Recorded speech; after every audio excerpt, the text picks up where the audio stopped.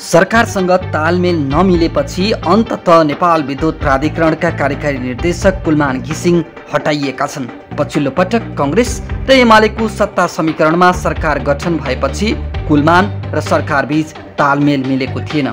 सोही कारण मन्त्री परिषदको 2081 चैत 11 गते बसेको बैठकले कार्यकारी निर्देशकबाट घिसिङलाई हटाउने निर्णय गर्यो।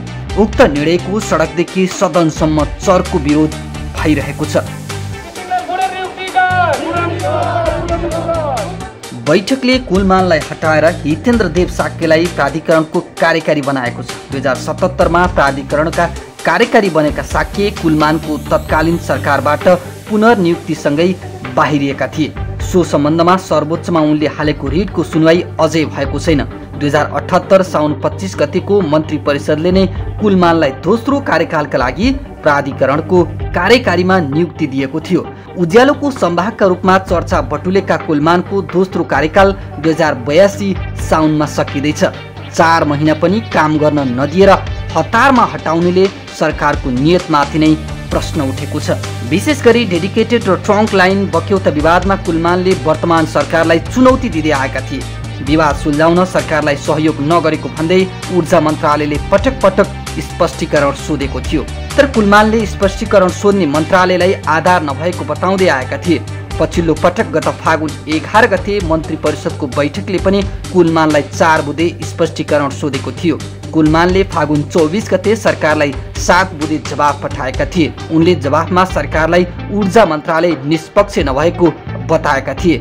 सरकारलाई पठाएको जवाफ चित्त नबुझेको भन्दै पदबाट हटाएको हो। उनलाई हटाउने नियतले नै ऊर्जा मन्त्री दीपक खड्काले पटक पटक स्पष्टीकरण सोधेपछि सांसदहरूले संसदमा चर्को विरोध जनाएका थिए। तर सडक र सदनसम्म चौतर्फी विरोधका बावजुद पनि सरकारले कुलमानलाई हटाएरै छाड्यो। कुलमान 2073 भदौमा पहिलो पटक कार्यकारी निर्देशक बनेका थिए। 11औं तहबाट राजीनामा दिएर कुलमानले प्राधिकरणको कार्यकारीमा नियुक्त भएका थिए। भदौमा कुलमान प्राधिकरण भित्र रहँदा विशेष गरी कुल गृहस्थमा 14 घण्टासम्म लोड सेडिङ थियो। डेडिकेटेड र ट्रङ्क लाइन मार्फत उद्योगमा भने विद्युत पुगेको थियो। कुलमानले सोही वर्षको कार्तिकको लक्ष्मी पूजाबाट उपत्यकामा लोड सेडिङ मुक्त गरे भने 2075 वैशाख मसान्तबाट मुलुकलाई लोड सेडिङ मुक्त घोषणा गरे। उनी प्राधिकरण भित्रदा करिब 800 मेगावाट मात्र विद्युत उत्पादन थियो। अहिले करिब 3400 मेगावाट पुगेको छ। तर यो बीचमा जनताको लगानीमा बनेको 456 मेगावाटको माथिल्लो तामाकोशी बाहेक प्राधिकरण र सहायक कम्पनीका कुनै पनि आयोजना राष्ट्रिय प्रसारणमा जोडिएका छैनन्। निजी कम्पनीहरूसँगको विद्युत खरिद सम्झौता PPA खोलेर नै हालको जडी क्षमता बढेको हो।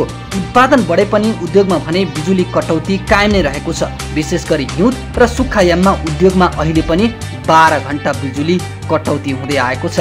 आर्थिक वर्ष 2072-73 मा एकै वर्ष 8 अर्ब 89 करोड रुपियाँ खुद नोक्सानीमा रहेको प्राधिकरण आर्थिक वर्ष 2073-74 मा 1 अर्ब 50 करोड रुपियाँ खुद नाफा कमाएको थियो, जुन कुलमान आएको पहिलो वर्षको नाफा हो। गत आर्थिक वर्षमा 13 अर्ब 31 करोड रुपियाँ नाफा पुगेको छ।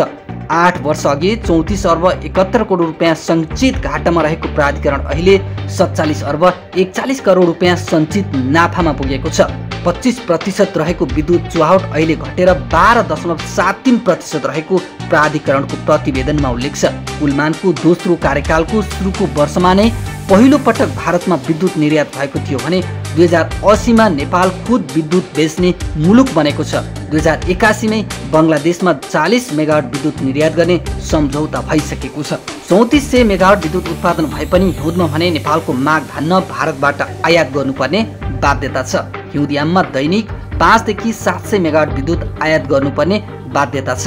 हाम्रो अधिकांश जलविद्युत आयोजनाहरू नदी प्रवाहमा आधारित छन्, अर्थात् खोला नदीमा पानीको बहाव बढेको बेला उत्पादन बढी हुने र घटेका बेला उत्पादन पनि घट्ने। हिउँदमा खोला नदीमा पानीको बहाव घट्ने हुँदा कुल क्षमताको 40% भन्दा कम उत्पादन हुन्छ। अर्थात् वर्षायाममा 1000 मेगावाट विद्युत उत्पादन हुने आयोजनाबाट हिउँदमा 350 देखि 400 हाराहारीमा मात्र उत्पादन हुन्छ, जसको कारण माग धान्न आयात गर्नु परेको हो। हाम्रो अधिकतम विद्युत माग अहिले पनि 1800 मेगावाट हो। यस आधारमा 12 महिना नै विद्युतमा आत्मनिर्भर बन्न 6 देखि 8000 मेगावाटसम्म विद्युत उत्पादन गर्नुपर्छ। त्यसका लागि अझै 3 देखि 5 वर्षसम्म लाग्ने अनुमान छ। 400 मेगावाट क्षमताका विभिन्न आयोजना निर्माणको विभिन्न चरणमा छन्।